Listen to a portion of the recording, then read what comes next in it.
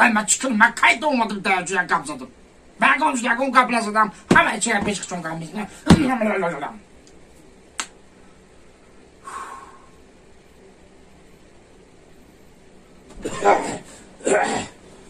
بیا تا بیا Çaka bakalım bak.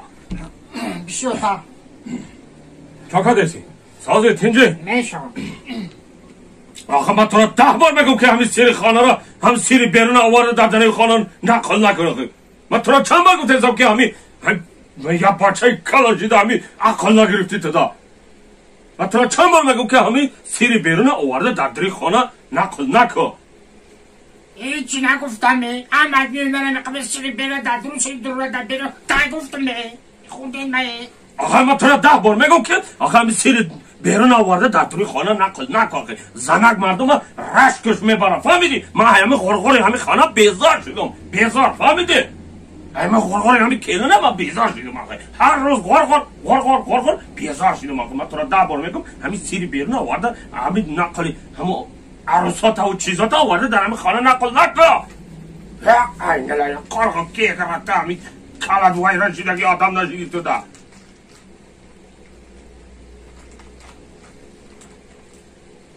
گپ ما فهمیدی آخه؟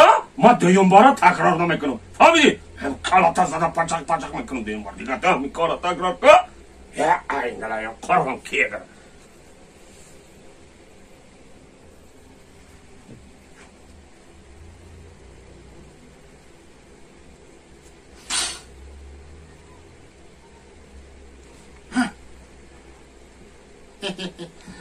بیا زنک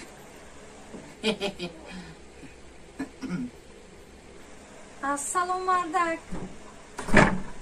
علیکم سلام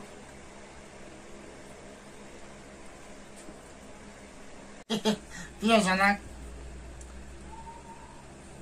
مردک لپای خیلی همین راست شو بگو همین مرا دوست میداری؟ چی باکی دفعه گفتی؟ همین در میدارم میخندی راست شو بگو خیلی مردک نه دوست نمیدارم نه خیلی برای چی میخندی؟ هر وقتی که زنک جان تو ای در میداری من میدونی برای چی میخندم من میخندم خرسان میشم که خوزی تو میبینی که مردک تو گناهم سلامت گفت